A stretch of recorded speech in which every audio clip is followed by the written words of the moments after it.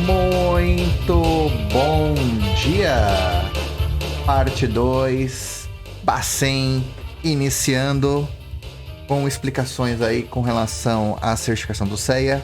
Lembrando que eu acabei de assistir o conteúdo e irei agora repassar as minhas percepções com relação ao Banco Central, né? Não terá nenhum conteúdo relacionado a nenhum outro professor, mas tudo foi retirado do canal Elmi Banco, Top Invest, do professor Edgar Abreu e algumas coisas do Rafael Toro, né? Então, será uma explicação básica, então eu sempre aconselho vocês, quando estiverem assistindo esse vídeo, abram a apostila gratuita que vai estar aqui na descrição do YouTube, tá? Para vocês poderem acompanhar o conteúdo aí, facinho do CEA. Nós estamos hoje no dia 24 de março, então as apostilas estão atualizadas aí da Top Invest, então estou usando a apostila da Top Invest, que foi atualizada agora no início de março, tá bom? Então, bora lá estudar. Caso esteja gostando, deixa um like, compartilha e bora pro conteúdo. Tudo bem. Ontem, na parte 1, nós vimos exatamente a parte do PMN, Conselho Monetário Nacional. E hoje veremos a parte 2, que é Banco Central. Estamos ainda no módulo 1, Sistema Financeiro Nacional e participantes do mercado. Bom, vou abrir aqui no apostila, vou poder fazer na apostila gratuita da Top Invest, né? Também, né? Falamos do Sistema Financeiro Nacional, falamos um pouquinho da CMN, que é a mãe, né? Manda, né? E agora relacionado ao Banco Central Bacen, também conhecido como BC, também conhecido como BCB. BC é Banco Central e BCB, Banco Central do Brasil, tá? É uma autarquia federal de natureza especial criada pela Lei 4.595. Agora, no ano passado, no dia 24 de 2 de 2021, ela ficou independente. O presidente não pode mais mandar ninguém, o presidente do Banco Central, embora, nem nada disso. Então, tem uma série de regras novas aí, dando um pouco mais de autonomia ao Banco Central, coisa que já deveria ser antes, né? Tem o principal objetivo de assegurar a estabilidade dos preços ou manter a inflação sob controle, né? Então, seus objetivos secundários, né, devem ser perseguidos quando não prejudicar a busca pelo objetivo geral, que tem zelar pela estabilidade e eficiência do sistema, suavizar a flutuação do nível de atividade econômica e fomentar o pleno emprego, né? Lembrando que são ao todo 9 diretores, né, incluindo o presidente do Banco Central, tá? Às vezes pode ser assim, 8 diretores mais o presidente, 9 ao todo, né? Então tem que ter um pouquinho dessa percepção aí com relação a isso, tá bom? A composição é o presidente do Banco Central, Bacen, né? Qual é o nome do presidente? Isso não vai aqui na prova, mas é o Roberto Campos Neto, tá bom? Vai ser o diretor administrativo do DIRAD, diretor de assuntos internacionais de gestão de riscos corporativos, DIREX, né? DIREC é relacionado à instituição cidadania, né? E mais os outros diretores, no caso que não entram muito no critério, mas está lá na apostila se quiser acompanhar. Tá bom? Todos os membros da diretoria colegiada são nomeados pelo presidente da República entre brasileiros de reputação íntegra, notória e capacidade em assuntos econômicos e financeiros, né? Ainda bem, né? O presidente do Banco Central inicia seu mandato no início do terceiro ano do mandato do presidente da República. Então, para evitar aquele conflito político com relação a presidente nomeando assim que entra, quando, por exemplo, o presidente atual, Bolsonaro, ele entrou como presidente do Brasil, né? Ele nomeou um novo presidente do Banco Central, mas o presidente só agora, nesse ano passado, né? A partir do terceiro ano, no início do terceiro ano, ou seja, no início de 2020, que ele assumiu aí a carteira de presidente do Banco Central, no caso, né? Então, se por acaso o Bolsonaro não continuar, o novo presidente pode nomear sim um novo presidente do Banco Central, mas esse novo presidente só pode iniciar no início do terceiro ano do mandato desse novo presidente. Então é sempre quebrado, né? O presidente entrou em 2018, 2020 o presidente do Banco Central começa. O novo presidente agora vai iniciar em 2023, 2025 começa o outro presidente do Banco Central e assim por diante. Sempre no intervalo de 4 anos, mas na metade do caminho aí para evitar muita influência política no caso, né? Vamos lá. Presidente e diretores do banco também podem ser exonerados se alguma enfermidade ou impossibilidade, mas não mais o presidente pode chegar do Brasil pode chegar e demitir o presidente, né? Entre as atribuições do Bacen, né, as principais dela é a fiscalizar as instituições financeiras. No entanto, dado que esse é um conhecimento por ser chefe dos bancos, né, ele possui mais algumas atribuições como emitir papel moeda, tendo autonomia para decidir o volume e o momento, né? Antigamente isso ficava mais com o Conselho Monetário, mas agora pode, né? Manter por meio circulante cédulas moedas em condições adequadas, prevenindo a qualidade de circulação, monitoramento de ineficiência, incidência de falsificação. Receber recolhimento compulsório, realizar operações de redesconto, conduzir política monetária cambial e de crédito, determinar, via Comitê de Política Monetária Copom, a meta da taxa de juros. Essa é o determinar, este é o único determinar que o Banco Central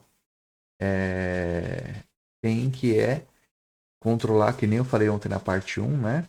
Controlar a Selic, né? A meta da Selic, tá?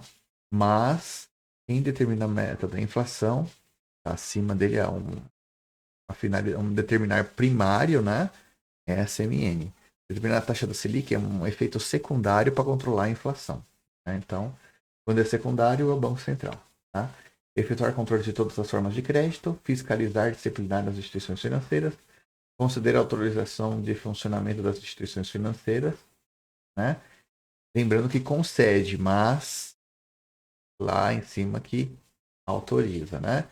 Estabelecer condições para posse para o exercício de quaisquer cargos da administração de instituição financeira privada, decretar regimes especiais de instituição financeira e gerir o sistema brasileiro SPB e os serviços meio circulante, né? Eu estou com algumas palavras em destaque, né? Essas são as palavras-chave que você pode associar bastante, tá?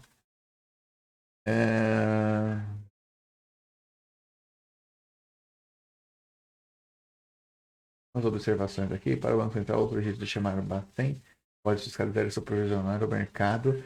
Existem documentos normativos que são divididos em 3 categorias, né? Resolução do Banco Central, BCB, atos normativos pelos quais o Banco Central, por delegação, cria normas para o Sistema Financeiro Nacional, ou também por delegação, regulamenta as normas contidas em resoluções da CMN. Instrução normativa do Banco Central, instrumentos para esclarecer dúvidas ou divergências quanto à interpretação e aplicação de normativos, né? Resolução conjunta, instruções normativas conjuntas equivalem a atos normativos elaborados em conjunto com outra entidade. Agora que já falamos sobre o Bacen, vamos avançar, né? Então aqui vai falar depois sobre o CVM. Mas eu queria fazer uma outra atividade com vocês com relação ao que algumas questões que podem cair na prova com relação a o Banco Central do Brasil, né? Por exemplo, aqui algumas interessantes. A atual composição dos dirigentes do Banco Central conta com, né, como eu falei no comecinho, 9 diretores, contando o presidente, ou 8 diretores mais o presidente, né? Pode cair uma pergunta dessa na prova. É difícil, acho que não vai cair uma pergunta tão simples assim. Eles gostam de colocar assim em palavras difíceis tudo, né? Uma das autarquias que integra o Sistema Financeiro Nacional, o Banco Central do Brasil, e ele é considerado, né,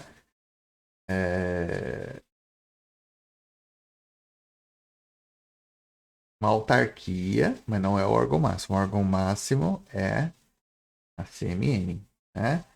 Uma autarquia federal que atua para promover a estabilidade do poder da compra da moeda.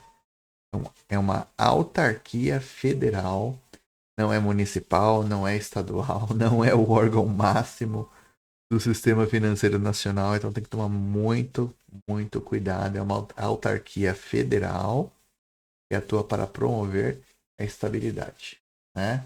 E o poder de compra de moeda, no caso. Responsável por fiscalizar as companhias hipotecárias, né? Banco Central, não é a CVM, não é o Conselho Monetário. Então, o Conselho Monetário, lembrando que é o órgão máximo, né? Ele fiscaliza? Não, ele só manda fiscalizar. Então, quem aqui obedece, o Banco Central vai lá e fiscaliza. Tem que tomar muito cuidado com isso, tá? Esse detalhezinho aí. Pode cair questões também, por exemplo, o órgão incumbido de controlar a quantidade de dinheiro em circulação, né? Controlar a quantidade de dinheiro em circulação, tem que controlar, colocar a mão na massa. Banco Central também, né? Esse selo aí com relação a isso. Executar a política monetária, executar, né? Política monetária, cambial, de acordo com as diretrizes gerais determinadas de atribuição do Banco Central, BCB, né? Banco Central do Brasil. Que mais pode cair de pergunta? São atribuições do Banco Central e da CVM, respectivamente. Às vezes pode ter uma pergunta que é os dois juntos, né? Então, por exemplo, perguntas que às vezes não é só um ou só outro. Depois, é claro, na parte 3 eu vou falar sobre a CVM, mas pode ser uma questão assim, são atribuições do Banco Central e CVM juntas, né? Gerenciar o sistema financeiro, fiscalizar e disciplinar as operações e demais assuntos inerentes ao mercado aberto de valores imobiliários. Então, às vezes na prova pode perguntar assim, qual é a atribuição do Banco Central e da CVM, respectivamente, ou seja, a questão vai dar duas atribuições e quando a questão da prova coloca respectivamente, cuidado que você tem que encontrar primeiro uma atribuição que fale sobre o Banco Central e depois uma atribuição que fale sobre a CVM, né? Por exemplo, como pediu o Banco Central e depois CVM respectivamente, né? Então, gerenciar o sistema financeiro e fiscalizar e disciplinar as operações dos demais assuntos inerentes ao mercado aberto de títulos de valores imobiliários. Então, gerenciar o sistema financeiro, Banco Central, fiscalizar e disciplinar as operações e demais assuntos inerentes ao mercado aberto de títulos de valores imobiliários, CVM, por exemplo, né? Como objetivo, né, do Banco Central do Brasil, né? E que ele preza, principalmente, né? Zelar pela liquidez, promover a estabilidade, incrementar o sistema financeiro nacional, entre outros, né? Então, às vezes pode ser assim, o órgão máximo do sistema financeiro. Não, ele apenas recebe reclamações dos clientes. Cuidado, gente, às vezes na prova pode ter questões com apenas, por exemplo, né? Toma muito cuidado com isso. Zelar pela liquidez e a insolvência das instituições que compõem o sistema financeiro, né? Cuidado que às vezes ele coloca insolvência, mas na verdade é solvência, né? Então às vezes tem uma palavra difícil que termina atrapalhando um pouquinho aí a questão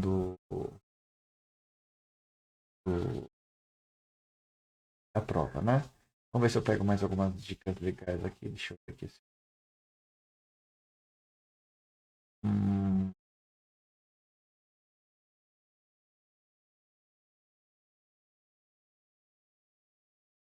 e basicamente é isso, né?